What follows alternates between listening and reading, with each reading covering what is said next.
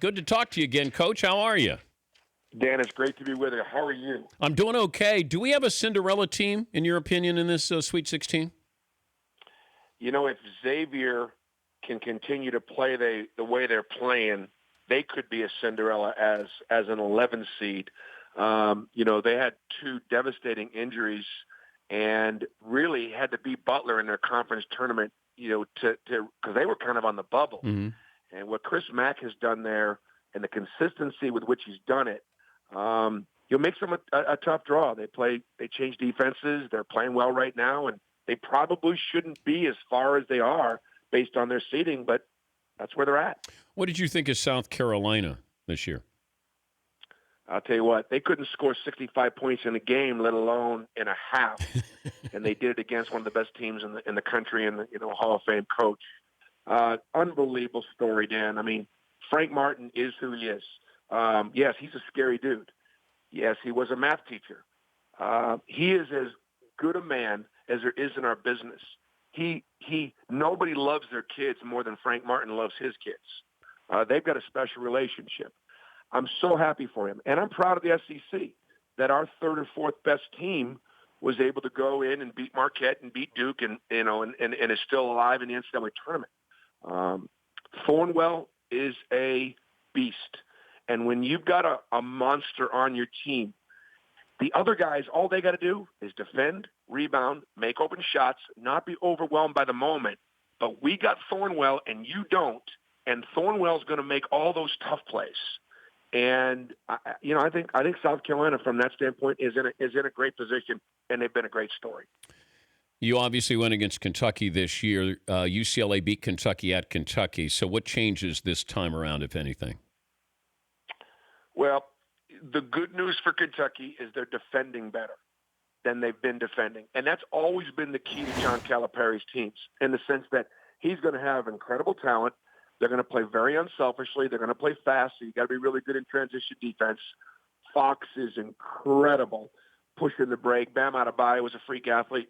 Monk being as inconsistent as he's been from the perimeter is a real concern. But the one thing that John Calipari has got him doing now that they haven't always done all season long is defend.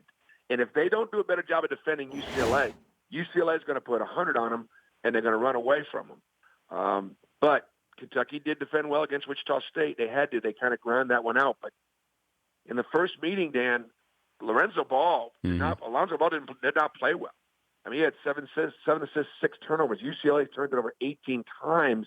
They're not going to do that in the second rematch. And the last 2 times UCLA's played Kentucky, they put up a lot of points and shot 53%. I'm concerned for Kentucky. If they don't defend better, they'll get beat, and it could be a good margin. Lonzo Ball is sort of the unicorn in college basketball. That it's not often you see somebody like this who is a pass first, a field guy. Is it a Jason Kidd, a little taller version of Jason Kidd?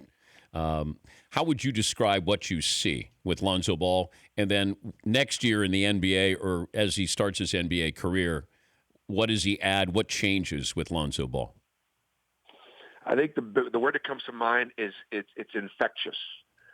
The way he plays affects the other 4 guys on the floor because he is such a brilliant passer. He is so unselfish.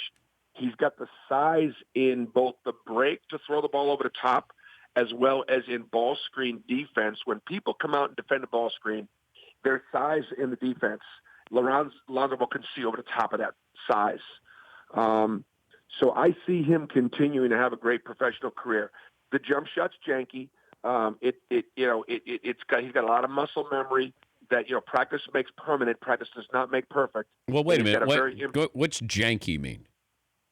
It's janked up. It's jacked. You look at that thing. It's broke. Can you fix it? Can you fix it? Yeah, he can, because he's got a brilliant eye. He's got a great eye. And when to shoot the ball like he shoots the ball and have it go in with the percentage it goes in, he's got phenomenal vision. And it's like a guy whose putting stroke is just awful. And you play with him on Sundays, and for some reason it just goes in. Janky. And so yeah, he could fix that. Janky. Did you ever have a dad anywhere near what Lonzo Ball's dad, LeVar Ball, is like be involved in a program or recruiting? Never as visible, never as publicly visible. But I'm going to offer just a bit of a different perspective. Dan, I've had way too many kids that didn't have dads. I had way too many kids that didn't have parents in their life with those kind of expectations. I look at it in two ways. One, his job as a parent, and two, his job as an entertainer and involving the brand. I don't even pay attention to the entertainer. I ignore him, but I love what he's done with his kids. As parents, they have got their kids at a high level. It doesn't seem to affect them. Well, that's just my dad. And I'm telling you, there are a lot of kids out there that wish they had a dad that loved them so much and cared about them so much. And I ignore the silliness because I just think that's part of the show. Well, I think what he's asking for, hoping for, pleading for, begging for, he's getting. And that is he's getting attention. And I liken him to Kris Jenner and the Kardashians, that he wants that sort of – that if you had a reality show right now with LeVar Ball, this would be really interesting behind the scenes of what is being said about him, what he's saying about Michael Jordan, Charles Barkley, what he's saying about LeBron's kids. It's in real time. It is interesting as a reality show, but I don't know how long it continues before America spits it back.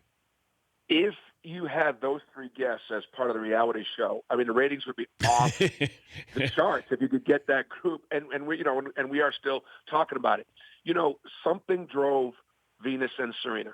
Yeah. Something drove them to a completely different level, both mentally, physically, and obviously was their father. Something drove Tiger Woods to a different level where they just weren't trying to be great. They were trying to be the best ever of all time. And somehow he and his wife and their family have I'm not saying this kid's Tiger Woods, and I'm not saying he's the Venus, with the Williams sisters, but he's on path. He's on that course. And he doesn't do it, the kid, just bringing attention to himself. I know. He does it by making everybody feel better. So it's really brilliant. Like he is so opposite his dad, but that opposites attract. And right now it's working really well for them. Yeah, I like the fact that Lonzo Ball just plays and he's gotten all this attention because for the right reasons, because he's a very talented player. It almost feels like dad didn't accomplish anything and he wants to hold on for dear life to say, notice me. And then when you call out Jordan to say you would have scored on Jordan, that's funny if he means to be funny, but he wasn't meaning to be funny. I don't take him seriously. I mean, anybody that averaged 2 points and 2 rebounds at Washington State or wherever he was can't take himself seriously. He can't. I mean, he's a terrorist. He's unreasonable. I mean, there's no reasoning with him. But I don't know him well enough to know whether or not he's serious or half baked. I just don't. Keep up the great work. 18 and 14 this past year at Auburn, and guest studio analyst there with Turner Sports. It's always great to talk to you, Coach. Dan, I enjoy it. Thanks for bringing it every day. And my dad is one of your biggest fans. He's a huge critic of people in your industry because he's forgotten more than most of you guys know, and he's a big Dan Patrick fan. What's your dad's name? Bernie Pearl lives down in South Florida, and there's no doubt he's listening. No doubt. I got to send Bernie. I'm going to send Bernie some gear, okay? Oh, are you kidding? We're going to put you on hold. We're in the workout room every day. Yeah, we're going to put you on hold. Fritzy will get the address for your dad, all right? Okay. Thank you, buddy. Thanks, Dan. All right. That's Bernie Pearl's son, Bruce Pearl. The Dan Patrick Show, weekday mornings on Audience.